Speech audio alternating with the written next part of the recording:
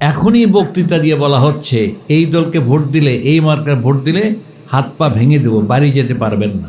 আমি নিজে নির্বাচন কমিশনকে স্পেসিফিকভাবে এই এলিগেশন উল্লেখ করেছি। এখন পর্যন্ত দৃশ্যমান কোনো ফলাফল দেখতে পাইনি। এক জায়গার অন্যায়কে প্রশ্রয় দেওয়ার কারণে আর অনেক জায়গাতে একই সুরে কথা বলা হচ্ছে, এবং এটার দ্বারা পার পেয়ে যাবে তারা মনে করতেছে। অতীতে যেহেতু এই জাতীয় অপকর্ম করে পার পেয়েছে। অস্ত্র উদ্ধারের কথাটা আমরা সেই দিনও বলেছিলাম, কিন্তু কোনো উদ্যোগ কার্যকরীভাবে নেওয়া হয়নি। যদিও ডেভিল হান্ট এটা সেটা অনেক উদ্ধার করে রিপোর্ট আসতেছে আমাদের কাছে, এটা যথেষ্ট নয়। যেই পরিমাণ অস্ত্র বিভিন্ন জায়গায় বিভিন্নভাবে প্রদর্শিত হয়, ভয় দেখাচ্ছে। আমার আগে একজন আলোচক বলেছেন গিয়ে গিয়ে বলে আসে বাড়িতে ইলেকশন সেন্টারে যাওয়া না। এটা তাদের জানা আছে, এটা পাবলিক জানে কার কাছে অস্ত্র আছে। তাহলে আমাদের এজেন্সিগুলি জানবে না কেন? বিভিন্ন জায়গায় বিভিন্ন গ্রুপ বিভিন্ন নামে ওয়ার্ক করতেছে। সুতরাং আমি এটাও দৃষ্টি আকর্ষণ করছি, অবিলম্বে আরো জোরদার করা হোক অস্ত্র উদ্ধারকে। হাদির পরিণতি আমাদেরকে দেখতে হতো না এই অস্ত্র, অবৈধ অস্ত্র জমিনে না থাকতো, বাংলাদেশে না থাকতো। এবং এটা প্রমাণ হয়েছে কত দিবালোকে স্পষ্টভাবে অস্ত্র প্রয়োগ করেছে। সেখানে আমাদের এজেন্সিগুলির সক্ষমতা প্রমাণ হয়নি, ব্যর্থতাই প্রমাণ হয়েছে। সিসিটিভি ক্যামেরার ব্যাপারে আমার এখন মনে পরিস্থিতিটা, আমি সেদিন আলোচনাতে আমার জরুরি কাজ থেকে চলে যাওয়ার জন্য আগের সুযোগ নিয়েছিলাম। আমি অনেকগুলি পয়েন্টের মধ্যে সিসিটিভি ক্যামেরাও বলেছিলাম। আমার পরবর্তী আলোচক ছিলেন হাদি, সে এটা কথা বলেছিল তাদের বরিশালের ভাষায়, আপনার যদি সক্ষমতা না থাকে আমরা খয়রাত করে দেব। তা আমাকে বলবে জসিম ভাই, খয়রাত মানে ভিক্ষা না, অনুদান, আপনারা ভিক্ষা মনে করেন। তো আসলে এটা খুবই চ্যালেঞ্জিং বিষয়। গোটা জাতি উদ্বিগ্ন যে নির্বাচন কেন্দ্রে নির্ভয়ে ভোট দেওয়ার জন্য এটা একটা প্রিভেন্টিভ মেজার। আমাদের আজকে সিনিয়র সচিব এগুলো উল্লেখ করেছেন, আর অনেকে বলেছেন সিসিটিভি ক্যামেরার ব্যাপারে। আমি বুঝতে পারছি না, এমন একটা কনসেনসাস গোটা জাতির বিবেকবান সমস্ত কর্নার থেকে দৃষ্টি আকর্ষণ করা হচ্ছে। কত কোটি টাকা কত জায়গায় দিয়ে ড্রেন হয়ে যায়। জাতির এমন একটা ইলেকশন যদি না হয়, আলোচক উল্লেখ করেছেন আমরা দেশে একমত, 4 economic stakes of the elections. পরিণতি কত ভয়াবহ হবে নির্বাচন যদি সুষ্ঠু না হয়, প্রপারলি না হয়, দেশের যে ধস নামবে এই বিবেচনা করাও তো দরকার। বিদেশি ফান্ড বন্ধ হয়ে যাবে, স্টেক হোল্ডার এখানে আসবে না, বিনিয়োগকারীরা বিনিয়োগ উইথড্র করবে। এই আনস্টেবল সিচুয়েশনে কোনো বাইরের ফাইন্যান্সও পাবো না, ব্যাংক ফাইন্যান্স পাবো না, ব্যবসা বাণিজ্যে ধস নামবে। সুতরাং অনেকগুলি ইম্প্যাক্ট আছে এটার, পোস্ট ইম্প্যাক্ট। এই কারণে সিসিটিভি ক্যামেরা জোগাড়ে কয় টাকা লাগলো এটা ইমিডিয়েট ম্যাটারিয়ালি দেখলে হবে না, এটা টোটাল আলটিমেট ইম্প্যাক্টের সামনে রেখে এটা জাতির জন্য ডিটারমিনিং ফ্যাক্টর। আমরা জোর দাবি জানাচ্ছি এটা ইনস্টল করার জন্য। সিসিটিভি ক্যামেরাকে অবশ্যই ইনস্টল করতে হবে। এরপরে আমি যেটা বলতে চাচ্ছি যে এটা শুধু একাডেমিক আলোচনা নয়, যে পার্টিসিপেশনের ক্ষেত্রে লেখক যদিও এটা নিজেই এটাকে খণ্ডন করেছেন, এটা আলোচনায় বিষয়বস্তু বানানোর দরকার নাই। এই স্বৈরাচারের প্রতিনিধি স্বৈরাচার আওয়ামী লীগ শুদ্ধ আকারে আসুক, যেই ফর্মে আসুক, ইলেকশন করতে পারবে কি না এটা টোটালি পার্মানেন্ট নো হয়ে যাওয়া দরকার। যতক্ষণ এই সমস্ত খুনিদের বিচার হয়ে শাস্তি নিশ্চিত না হবে, আলোচনা ওপেন হবে না। যে অত্যাচার করে 3টা নির্বাচন ভণ্ডন করে নাই, গোটা বাংলাদেশের মানুষকে জিম্মি করে জেল, জুলুম, গুম, খুন এগুলি তার করেছে। বাংলাদেশ ব্যাংকের টাকা লুট করেছে, দেশের সম্পদ লুট করেছে, এমন কোনো অপকর্ম নেই তারা করে নাই। সুতরাং এটা আলোচনাতে আর আসারই দরকার নাই যতদিন তাদের অপকর্মের বিচার না হবে, লুটপাট কিন্তু সম্পদ ফেরত না আসবে, পালিয়ে যারা আছে বিদেশে তাদের এক্সিকিউশন না হবে, ততক্ষণ আওয়ামী লীগ এবং তার সহযোদ্ধাদের শরিকদের রাজনীতিতে পুনর্বাসনের কোনো সুযোগ নেই। এই গণতন্ত্র বাংলাদেশের মানুষ রক্ত দেয়নি, সেই জন্য 36-এর যুদ্ধের এবং যোদ্ধাদের এটাই ছিল সংকল্প, এটাই ছিল প্রতিজ্ঞা। এটা বুঝতে হবে, বাংলাদেশের সমস্ত বিদ্যমান রাজনৈতিক দল 15 বছর আন্দোলন কম বেশি করেছে, কিন্তু স্বৈরাচারকে হটাতে পারেনি।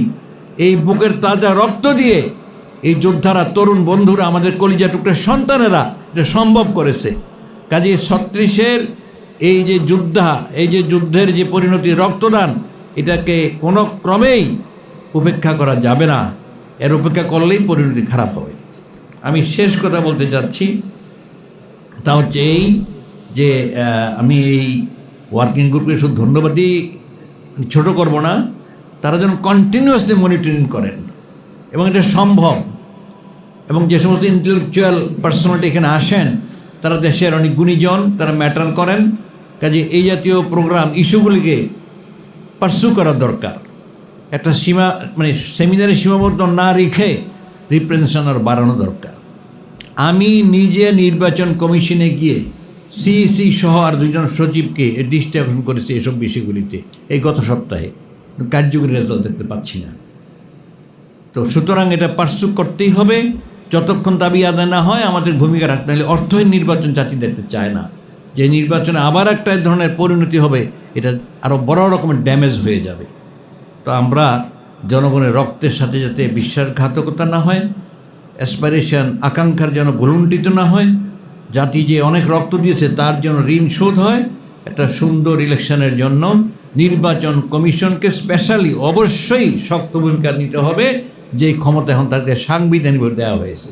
তফসিল ঘোষণার পর তো সব দায়িত্ব মেজরিটি অংশই তাদের। এক্ষেত্রে আশা করি নির্বাচন কমিশন এবং আমাদের যে অন্তর্বর্তী সরকার তারা সক্রিয় হবেন এবং জাতির সাথে যে ওয়াদাকৃত ওয়াদা সেটা পূরণ করবেন। আমরা কিছু জিনিসকে ধরে নিই যে এগুলো থাকলেও মেনে নেওয়া যায়। আসলে ওই লক্ষিন্দরের ওই যে বেহুলার বাসর ঘরের ওই যে ছোট্ট একটা ছিদ্রি না, ওইটা দিয়ে কিন্তু পরবর্তীকালে বড় ফাঁক ফোঁকর তৈরি হয়ে যায়। আসলে অল্প একটু মানতে মানতে এই একটু মানার সংস্কৃতি আমাদের কিন্তু শেষ পর্যন্ত দিনের ভোট রাতে আমি তুমি ডামি, এরপরে 154টা অনির্বাচনের প্রতিনিধি, সব কিছুই কিন্তু আমরা ওই মানার সংস্কৃতির চূড়ান্ত রূপ আমরা দেখছি। আসলে ফেয়ার বলতে ফেয়ারই হওয়া উচিত, তা না হলে পারে আনফেয়ার কিছু ঢুকলে যে 1 মণ দুধে 1 ফোঁটা ঘটনা ওটাই ঘটে। তবে অবশ্যই এটাও বাস্তব, আমরা যে দেশে বাস করি সে দেশের বাস্তবতাও একটা গুরুত্বপূর্ণ বিষয়। এরপরে যে বিষয়টা বলতে চাই যে বাংলাদেশের উনি বলছিলেন, বিশেষ করে আমার আকন ভাই আছেন এখানে, আশরাফ আলী আকন ভাই, উনি পিআর পদ্ধতি নিয়ে আসলে সব থেকে আমাদের ভিতরে যিনি ভোকাল ছিলেন তিনি হলেন আশরাফ ভাই। আমি যদি ওনার সাথে মাঝে মাঝে একটু নানানভাবে বিতর্ক করতাম একমত হবার পরেও, কিন্তু আশরাফ ভাই মনে প্রাণে পদ্ধতিটা ধারণ করছিলেন। এবং একটা কথা আসছে যে হঠাৎ করে আমরা মেনে নিলাম বা জোটগুলো মেনে নিল, দল মেনে নিল।